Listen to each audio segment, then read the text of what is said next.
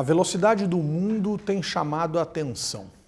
Desde o início do século XX, sobretudo por meio dos grandes processos de urbanização vividos em diferentes lugares da Terra, autores, filósofos, pensadores têm se surpreendido com a velocidade. George Simmel fala isso em A Metrópole e a Vida Mental, no começo do século XX, bem no comecinho do século XX.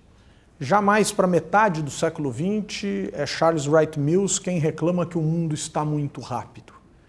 E desde então, ou desde o começo do século, a gente só viu o mundo acelerar. Um mundo acelerado é um mundo que clama por inovações, é um mundo que pede para que as coisas sejam renovadas, mas ao mesmo tempo nós temos resistências culturais às mudanças, assim como também temos um ritmo próprio ditado pela democracia e que deve ser respeitado, e também pela burocracia, que também precisa ser respeitado. Como nós vivemos neste mundo? Sedento por inovações, sedento por velocidade e ao mesmo tempo tendo que respeitar tanto as regras e os princípios gerais da sociedade. Para isso, o Brasil hoje conversa exatamente sobre esse ponto, e eu acho que é um ponto extremamente desafiador. Eu vou começar por Roberto Aguni. Aguni, como é que a gente resolve, se é que há solução, para esse dilema entre uma demanda por renovações, inovações e velocidade, ao mesmo tempo respeitando regras que talvez não sejam tão velozes assim, ou princípios institucionais que não permitam tanta aceleração? Primeiro, agradecer o convite por estar aqui. É um prazer estar aqui com vocês, compartilhando um pouco essa experiência que a gente teve no governo do Estado. Eu acho que a gente vive um momento muito especial, que é uma mudança de era. Nós estamos mudando de era, nós estamos saindo da era industrial para a era do conhecimento. E o que impulsiona essa mudança de era é exatamente essas mudanças, essas inovações que acontecem de maneira assustadora. Todo dia tem uma inovação. Se a gente olhar os últimos 5 anos nossos, a gente vai ver o quanto a nossa vida pessoal mudou. Tudo está mudando. Quer dizer, há 5 anos eu não tinha WhatsApp. Hoje eu tenho WhatsApp. Quem que vive hoje sem WhatsApp? Então, as coisas estão acontecendo de uma velocidade incrível, como você colocou. Acho que os governos, as estruturas de governo, elas estão todas elas, sem nenhuma exceção, foram moldadas e estão estruturadas na outra era, que é a era industrial. Então você olha o governo, ele é todo segmentado em secretaria, em departamento, muito fragmentado.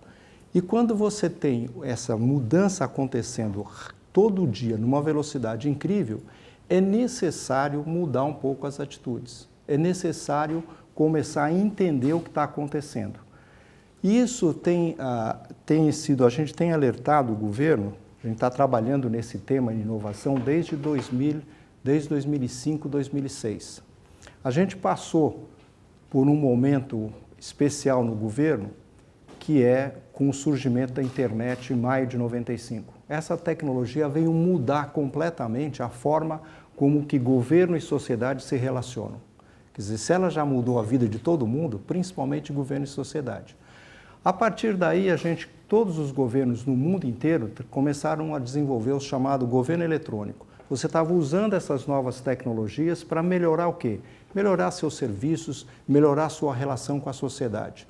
Entretanto, a gente não conseguiu avançar, eu diria, nas últimas 2 etapas desse chamado governo eletrônico, que era exatamente integração e participação.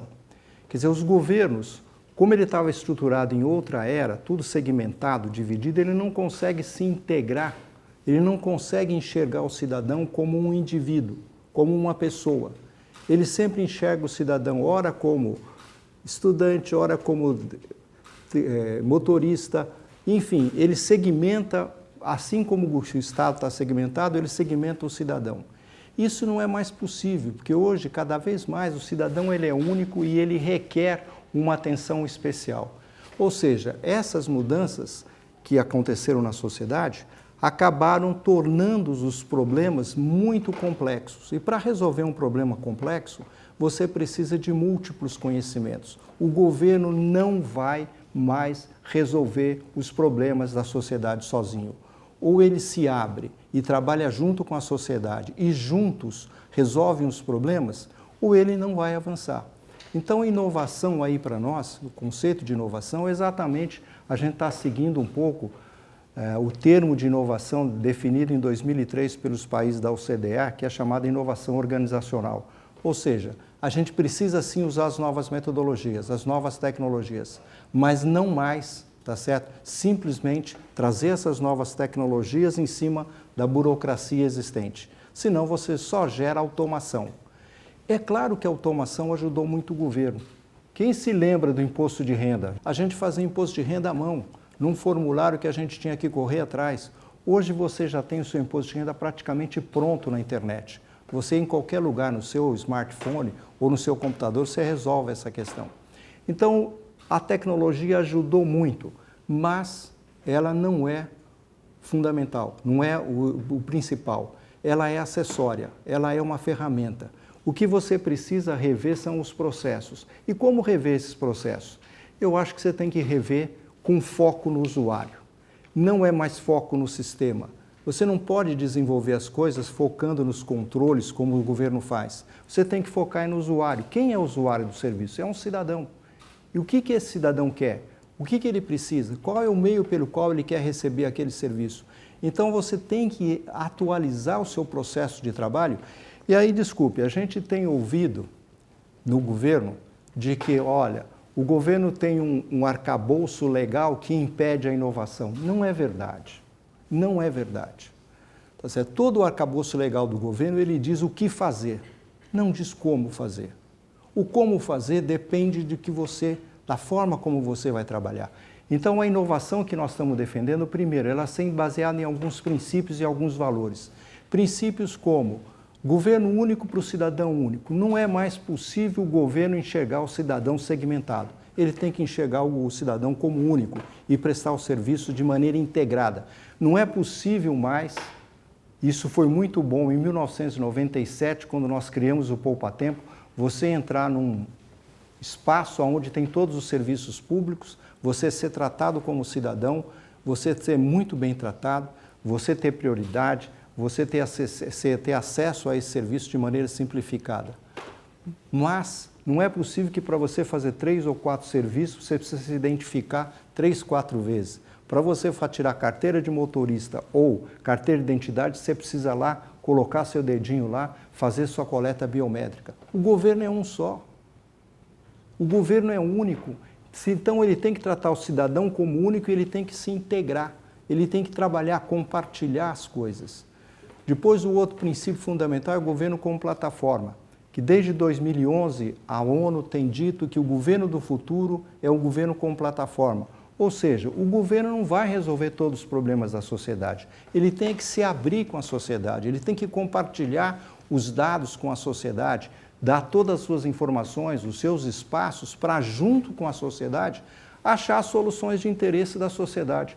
Quem mora aqui em São Paulo e que precisa se deslocar nessa capital, nessa cidade, nessa metrópole que é complexa, hoje prescinde, não se desloca sem um aplicativo. Entra no seu celular, diz onde é que você está, nem precisa dizer, porque o celular já tem, já está o referenciado, já sabe. Você diz para onde vai e ele te diz, toma tal ônibus, tal metrô, etc.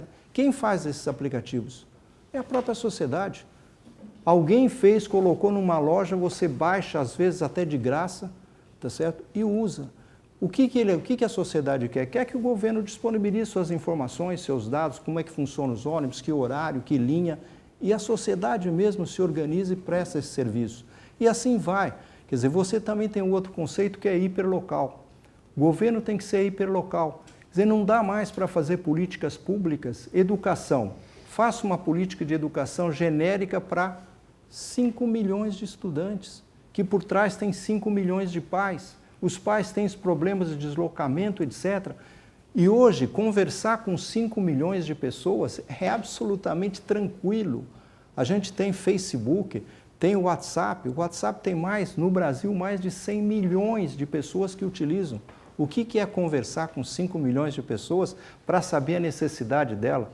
Todo mundo aqui viu o que aconteceu há 2 anos atrás, quando o governo do estado quis simplesmente deslocar alunos de uma escola para outra.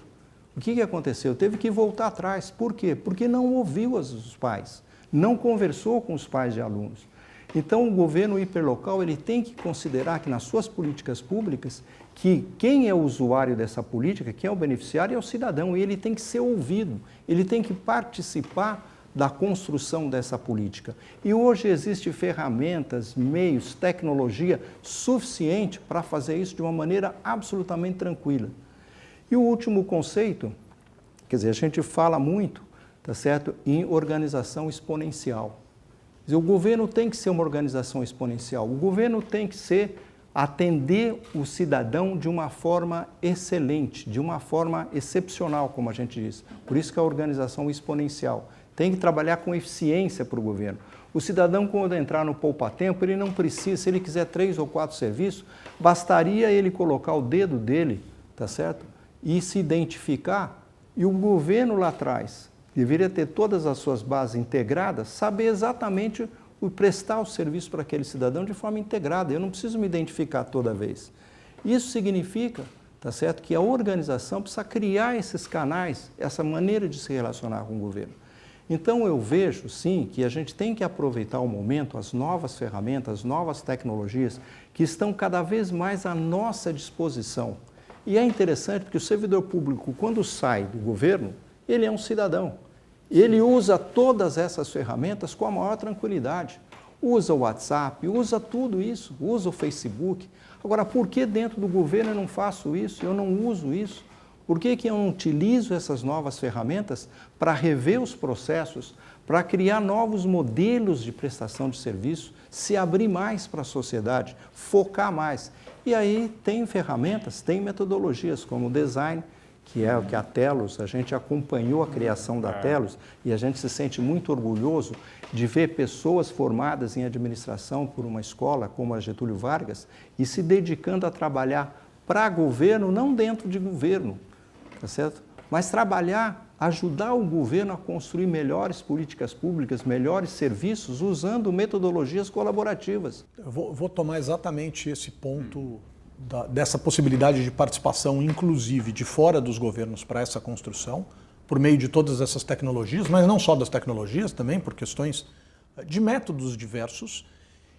E vou aproveitar, Aguni, que você está colocando muito, e acho que de forma absolutamente essencial, o cidadão no centro desse debate. É nesse sentido que eu entendo que a gente precise compreender como desenhar estas políticas públicas de maneira inovadora, né? E aí, Germano, esse trabalho da Telos é um trabalho extremamente importante, é um trabalho relevante, mas eu gostaria da gente poder entender um pouco o que é esse design de políticas públicas, o que é desenhar políticas públicas e como que este desenho e estes métodos dialogam exatamente com esses desafios colocados pelo Aguni associado à ideia de colocar o cidadão no centro das atenções e de todos esses esforços que precisam ser realizados para que as políticas públicas funcionem minimamente com a cara desse indivíduo único. Bom, acho que vocês colocaram elementos muito importantes em relação ao contexto, né? Seja a velocidade da sociedade, as mudanças que o governo passa e a sociedade tem tido com as novas tecnologias. Nesse sentido, o que a gente precisa entender é que o usuário, o cidadão, o consumidor mudou. Com essa velocidade de transformação, esse ser humano está em constante transformação. E nesse sentido, o governo precisa ter uma capacidade institucional e uma capacidade de gestão metodológica capaz de ouvir esse cidadão, quais são as suas novas necessidades e dar uma resposta para que atenda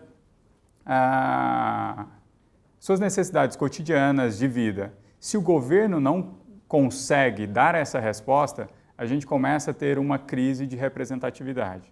E é o que a gente está vendo não só no Brasil, mas no mundo inteiro.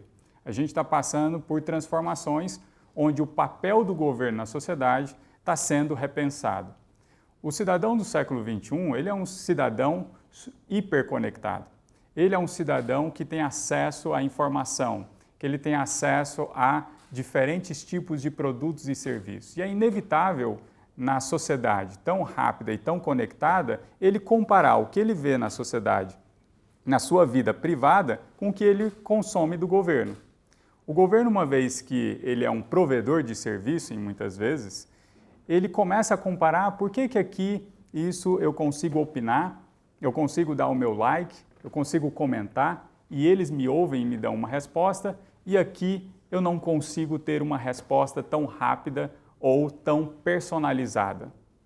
A partir disso, então, a gente tem que entender que o cidadão do século XXI, por exemplo, um recorte, os millennials, né, tem uma necessidade de consumo e de participação na sociedade que é muito única. Quem é esse cidadão? Os governos estão preparados para isso? A gente tem uma capacidade institucional de gestores formados com uma capacidade, um modelo mental de ouvir esse usuário? E aí que a gente entra, então, no desafio de ter novas metodologias, abordagens, para que os gestores públicos consigam dar essa resposta. E, nesse sentido, se o cidadão mudou, eu preciso ter novas metodologias para ouvi-lo. Nesse sentido, a gente tem uma metodologia específica, que é o design de serviços, muito inspirado no design thinking, que é uma metodologia que nasceu no Vale do Silício, na Califórnia, muito disseminada por uma empresa chamada Ideal, que estruturou a forma de pensamento dos designers. Como que os designers resolvem problemas focados no ser humano. A partir disso, então, essa metodologia vem crescendo e sendo disseminada no mundo, porque as próprias empresas também estão repensando seus produtos e serviços, porque esse usuário mudou. Nesse sentido, então, a metodologia de design ela é baseada em 3 princípios importantes. Uma delas é a empatia, foco no usuário. É muito comum no governo, e quando eu tive a oportunidade de trabalhar também no governo, a gente tem muitos desafios, e todos os desafios são urgentes. E muitas vezes os secretários chegavam para a gente e falavam: a gente precisa resolver esse problema em 3 meses, lançar um modelo de escola integral, assim. Bom, em 3 meses, numa secretaria que tem 5 milhões de alunos, 645 municípios, 5.300 escolas, o que você faz em 3 meses? Junta 2, 3 assessores, pensa um monte de coisa e implementa top-down. A hora que você implementa, chega lá na ponta, o que acontece? Você vê que não deu certo. Por quê? Porque o cidadão vira e fala: oi, eu estou aqui. Essa não é minha principal necessidade. Eu tenho outras necessidades. Então, o que a gente fala é que esse é o desafio das políticas públicas de gabinete. O gestor público do século XXI, ele precisa ter uma outra postura. Não é a postura do que eu acho que é importante para o cidadão, mas é a postura do que ele realmente precisa, o que ele realmente necessita, e eu tenho que ter uma capacidade de escuta e empatia para captar essa voz. 2, eu preciso co-criar. Numa sociedade que é cada vez mais complexa, com tantas conexões, com tantos atores da sociedade civil organizada, eu preciso ter uma capacidade de articulação e facilitação.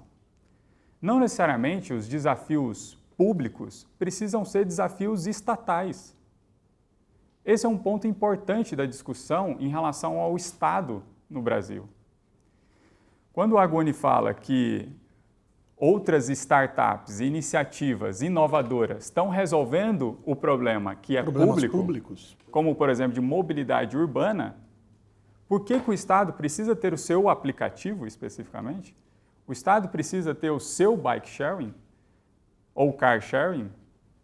Não, ele precisa ter uma capacidade de articulação e de fomento a essas iniciativas, para que os problemas públicos sejam resolvidos. E terceiro, por isso, portanto, os gestores também precisam ter uma capacidade de colocar esses diferentes atores numa mesma mesa para chegar num ponto comum. E esse processo não é trivial. Não é apenas colocar todo mundo na mesa e achar que algo vai acontecer. Então, essa é uma pergunta que eu queria colocar para vocês dois. O cidadão está preparado para isso? E como prepará-lo? E o servidor está preparado para isso? A máquina está preparada para isso? Eu acho que hoje o cidadão está muito preparado para isso, porque ele participa desse universo de cocriação, de resposta, de feedback, de colocar a sua opinião em diversos outros lugares, como, por exemplo, as redes sociais. Eu tenho a oportunidade de colocar minha vida particular ou pública numa rede social e estar aberto ao feedback, estar aberto à interação. Esse processo de participação, hoje ele vive em vários universos. Nas questões públicas, a gente tem um desafio. E a gente tem um desafio porque hoje os canais, inclusive, institucionais de participação e controle social, como audiências, conselhos, muitas vezes também não conseguem dar todas as respostas de participação para esse cidadão do século XXI. Eu acho que, assim como o Agoni comentou, a gente precisa de canais mais modernos, inclusive mais instantâneos. Por quê? Porque a velocidade da sociedade tem sido muito diferente da velocidade do governo. Então, o cidadão não está tendo esta paciência para aguardar e esperar uma resposta do governo. E, por fim, tem um outro princípio para colocar do design, que é muito importante, que tem a ver com essa participação, que é a experimentação, que é a prototipagem. O governo, muitas vezes, numa cultura industrial, como o Agoni colocou, está muito acostumado a planejar, e quando vai implementar, implementa tudo de uma vez, sem antes testar. Isso, para os estudantes de administração pública, tem uma lei, né, várias leis que regem como que o governo executa, assim como a 8666, a lei de licitações. Onde muitas vezes, para você gastar R$1 milhão ou R$1 bilhão, o tempo legal é o mesmo. Então, o que o agente público faz? Implementa tudo de uma vez. Só que o risco de você implementar algo com alto gasto e não dar certo é muito alto. Então, o que o governo precisa ter mais para ter uma cultura de inovação? E aí os gestores precisam estar preparados para isso. Uma capacidade de experimentação, de teste. Uma capacidade de conseguir, de alguma maneira, fazer experimentos, laboratórios, testes, protótipos, pilotos, para que tenha uma capacidade de aprendizagem e uma capacidade do erro. Então, hoje, eu acredito que o cidadão está muito mais acostumado a esses universos, a essas premissas, a esses conceitos. E a gente precisa agora formar os gestores públicos nesse modelo mental. Então, perfeito. O cidadão estaria preparado, a máquina está preparada, o servidor público. Não estou falando só dos líderes, mas temos que pensar também, do mesmo jeito que a gente está pensando no cidadão centralizado, né, o cidadão pleno, mas é um cidadão com diversas características, é um cidadão, entre aspas e com todo respeito, é um cidadão comum.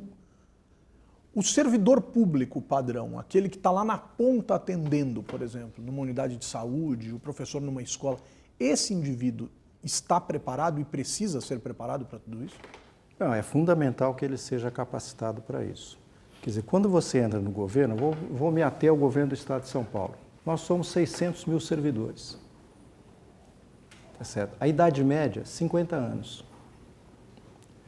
E quem tem 50 anos hoje não foi formado nessas novas tecnologias, não teve no seu processo de formação essas novas tecnologias, mas sim todas metodologias que já estão ultrapassadas, que são todas metodologias da era industrial. Então é fundamental que o cidadão, que o servidor público seja assim capacitado. Eu acho que há uma diferença, quando o Germano diz que a sociedade está preparada, eu acho que está melhor preparada, ela está mais conectada, ela já trabalha o DNA dessa nova sociedade, principalmente essa, eu diria, menos de 35 anos, tá certo? E aí você diz, no estado de São Paulo, quem tem menos de 35 anos? A maioria da população. Se você olhar nas estatísticas, você vai ver que 56% da população tem menos de 35 anos. Então, a maioria hoje está muito bem preparada, está conectada, teve no seu processo de informação essas novas tecnologias, tá certo? Ele vive essas novas, vive no seu dia a dia. O Estado não. O Estado não tá super conectado. Você ainda entra em algumas secretarias, tá certo? Lá dentro é proibido ter acesso às redes sociais, ter acesso às novas tecnologias. Então, é fundamental que você prepare o servidor público para utilizar essas novas metodologias, novas tecnologias, como o Germano está dizendo. Quer dizer, quem no Brasil, há 2, 3 anos atrás, nós conseguimos construir o primeiro laboratório de inovação no estado de São Paulo, que foi o primeiro no governo do Brasil. A gente aproveitou e veio um pessoal aqui na USP Leste de Stanford criar o laboratório de criatividade de vocês. Nós aproveitamos esse pessoal, discutimos com eles e montamos o primeiro laboratório de inovação em governo. Para que laboratório de inovação? Exatamente para testar o que os irmãos estavam dizendo.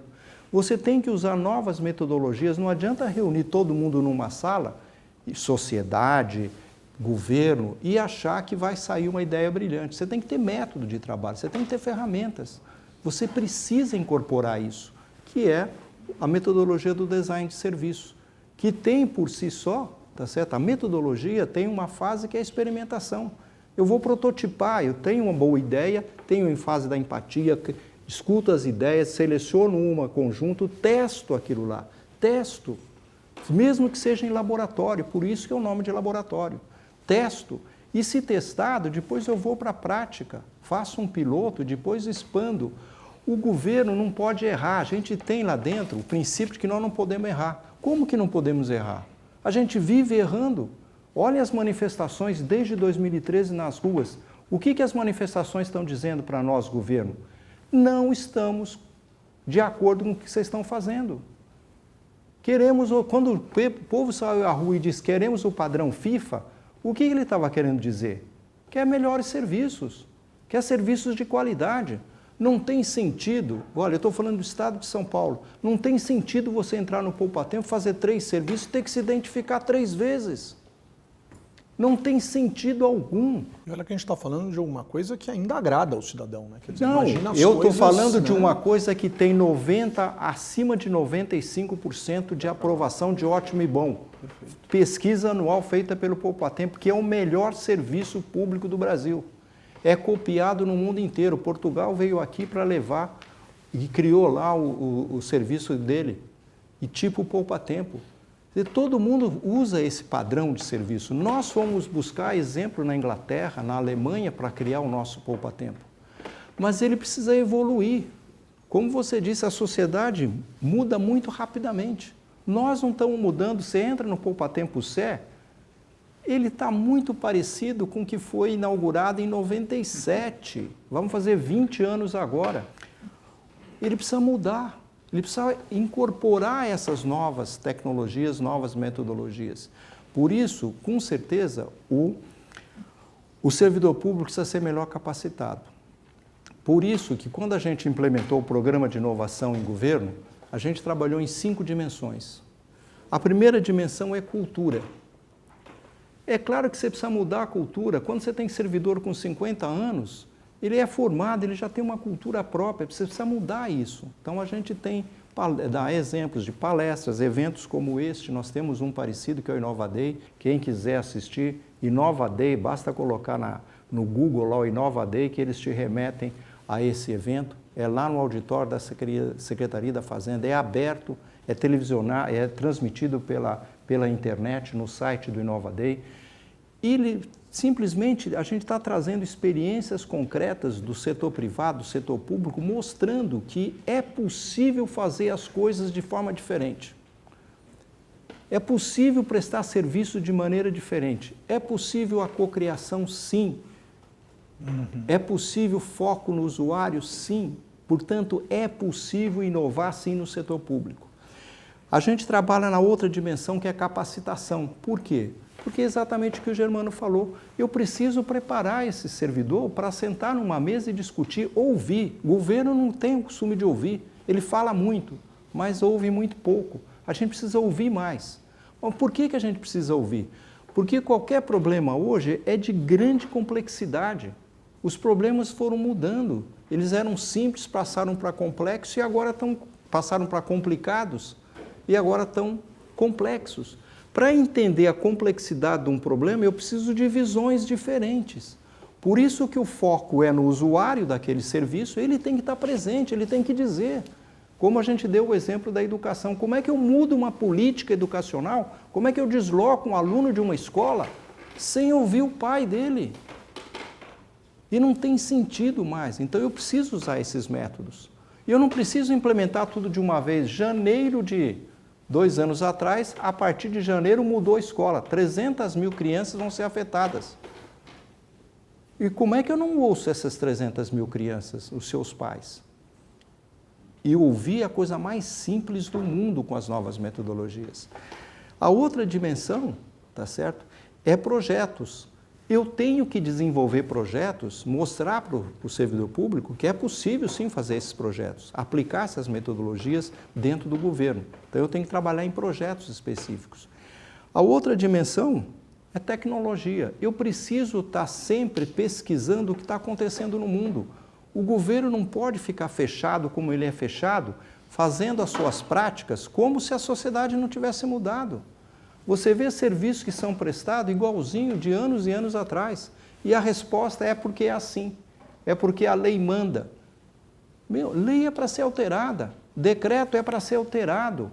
E as leis e decretos, como eu disse, dizem o que fazer, não como. O como eu tenho que ir mudando de acordo com as ferramentas que eu tenho disponíveis. E essas ferramentas, hoje, a cada dia surge uma nova. Há 1 ano atrás, 2 anos atrás, eu não tinha o Uber. Hoje eu tenho o Uber. Aliás, nós viemos para cá com o Uber, tá certo? Eu não tinha o Airbnb. Eu não tinha um monte de aplicativos, tá certo? O que esses aplicativos estão fazendo? Eles simplesmente estão juntando quem tem interesse num serviço com quem quer prestar aquele serviço. É o caso do Uber, o caso do Airbnb, que é você alugar espaços.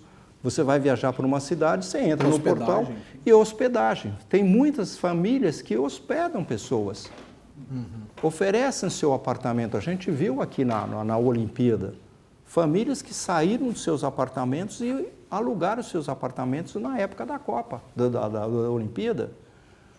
Então você tem esses aplicativos, você tem gente desenvolvendo isso.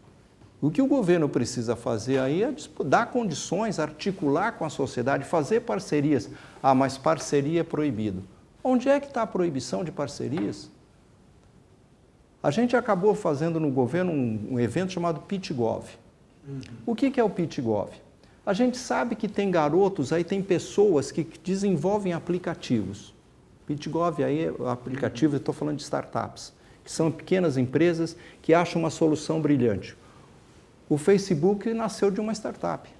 O Google nasceu de uma ideia assim. A maioria, o Uber nasceu assim.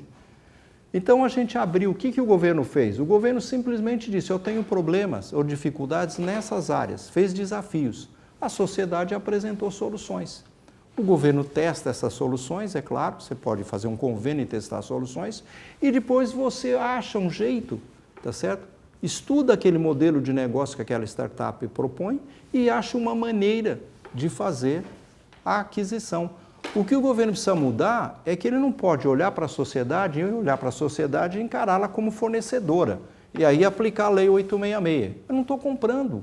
É diferente disso. Eu estou construindo junto, achando uma solução para um problema, tá certo? E com com um parceiro, com outras pessoas, com outras cabeças. E a gente não tem a legislação mais apropriada para isso, mas a gente tem que construir. A gente tem que aprender os novos negócios. Até mesmo na legislação. Isso. Até mesmo na legislação. Nós precisamos mudar a legislação. Agora, mudar a legislação, se é decreto, basta o governo convencer o governador ou a estrutura interna do governo e mudar o decreto. Se é lei estadual, o governo normalmente tem maioria ou tem grandes representantes, uma parcela significativa de representantes na Assembleia. Basta mudar a lei.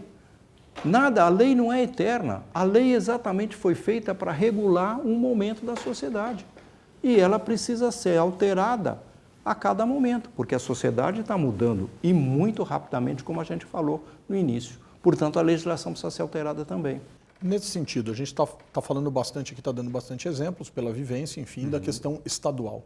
Como é que eu levo isso para o município? Como é que eu levo isso para as cidades? Quer dizer, quais são as dificuldades e as facilidades? Quer dizer, nas cidades, vamos pensar em municípios médios, por exemplo, moram menos pessoas que nos estados. A questão é que talvez tenham menos recursos, talvez tenha menos clareza em alguns municípios dessa possibilidade de inovação. Quer dizer, como é que eu encaixo isso na realidade municipal, Germano? Perfeito. Bom, Beto, acho que você está tocando um ponto muito importante, que é o tema de cidades. Em relação a isso, em 2011, o mundo se tornou urbano. Mais de 50% da população no mundo inteiro vive em cidades. E essa é uma tendência de crescimento. A ONU projeta para 2050 que o mundo vai ter aproximadamente 70% da população vivendo em cidades, e isso representa aproximadamente 8 bilhões de pessoas. Um dado curioso, as cidades ocupam 2% do território do planeta e consomem 80% dos recursos naturais do planeta. Então eu brinco que a gente vai ter que ser muito criativo e inovador para manter a vida na Terra nos próximos séculos. Nesse sentido, a gente tem um grande desafio. Por quê? Porque a cidade é o locus, é o hub de troca de serviços entre pessoas, empresas e governos. Ali, nas cidades, nós temos a grande oportunidade de transformação e inovação. Por quê? Principalmente quando a gente leva para a esfera do governo, o governo municipal é o governo que está mais próximo do cidadão e que muitas vezes, em relação à nossa legislação, em relação a LOAS, a LDB, né, e todos o SUS, né, todas as leis que regulamentam a prestação de serviço público obrigam do município tem uma demanda e uma pressão por oferta de serviço ao cidadão muito grande. Nesse sentido, ao mesmo tempo, fez com que os municípios tivessem mais obrigações, porém não menos recursos. Essa contrapartida de recursos não foi diretamente proporcional e hoje é um grande desafio. Nesse sentido, portanto, os municípios precisam ser mais fortalecidos e a gente precisa ter um processo de descentralização e empoderamento dos municípios para resolução de problemas do cidadão. Nesse sentido, os municípios, por exemplo, têm uma capacidade, e os gestores públicos do município, uma capacidade, por essa proximidade, muito maior de ouvir o usuário e de dar uma resposta mais rápido. Ninguém vive, né, no Estado, na União. Todo mundo vive no município. O município é onde está o cotidiano das pessoas. As pessoas andam na calçada, na rua, pegam um ônibus, vão na escola, vão no hospital, né? Esse leque de serviços, as pessoas que, quando eles são muito bem entregues a uma resposta do governo de alta qualidade, é o que a gente conhece e sente como bem-estar. Deixa eu te interromper um segundo para tentar trazer isso para uma questão mais concreta. Telos tem uma experiência muito interessante com saúde em Pelotas. Nos conte um pouco disso. Quer dizer, o que exatamente aconteceu ali? Era a reforma de uma unidade de saúde que aconteceu sendo desenhada em parceria com a sociedade e com os servidores. Quer dizer, no que se chegou de tão especial nisso? Nesse sentido, o que acontece? Como eu estava falando, é no município que a população tem a maior demanda por serviços. Então, em relação à saúde, um dos serviços que a população mais utiliza são as unidades básicas de saúde. É o serviço de atenção básica, é o cotidiano das pessoas, né? A gente está falando das consultas, dos exames. Nesse sentido, existia uma grande demanda por qualificação desse serviço.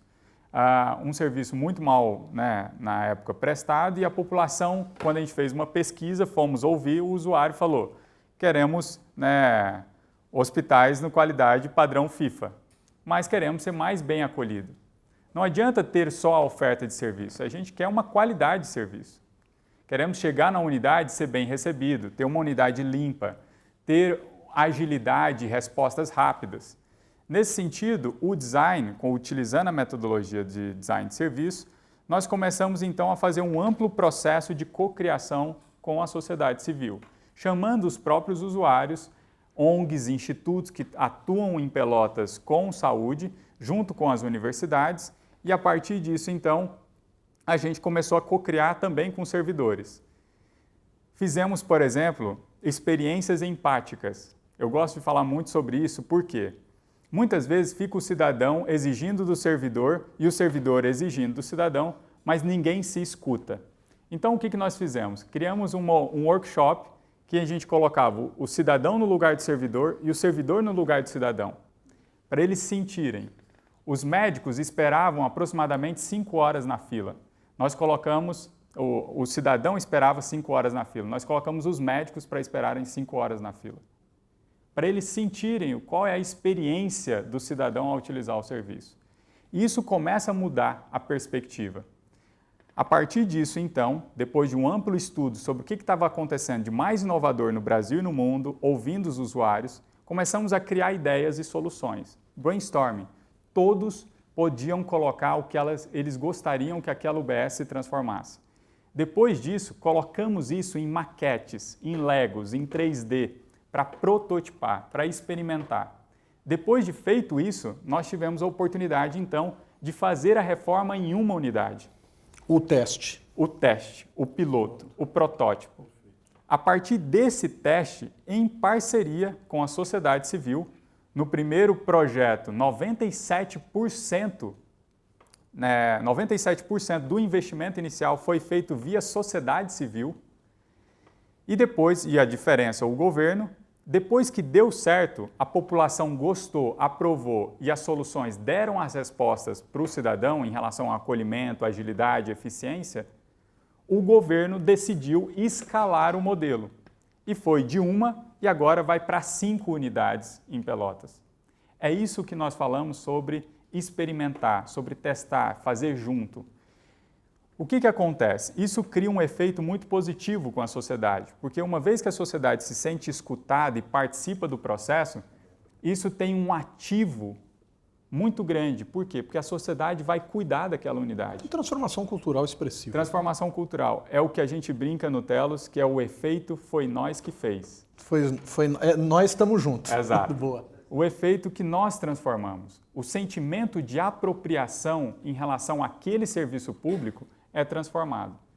Então, é o que a gente fala o seguinte, a sustentabilidade de bons serviços está baseado na lógica de atender bem o usuário. Se a gente tem alta qualidade, dificilmente outros gestores vão retroceder na política pública, porque o cidadão não vai deixar. O cidadão não vai querer ter uma perda de qualidade de vida. 97% dos investimentos feitos para a melhoria daquela unidade básica de saúde foram feitos pela sociedade. Quer dizer, não tem nenhuma lei 866 para regular isso. Quer dizer, é você chegar a uma construção, uma solução em conjunto, entre todos os atores envolvidos, colocar aí o orçamento e ver quem é que vai ajudar quem. Como é que eu vou construir aquilo? Da onde vai vir o dinheiro? Eu vou usar os equipamentos? Alguém vai reformar? Pintura.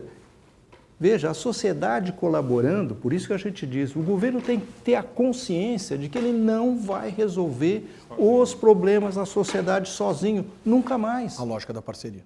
É a lógica da parceria, a lógica de fazer juntos. E parar com esse discurso vazio de que as leis impedem as parcerias. Não impedem.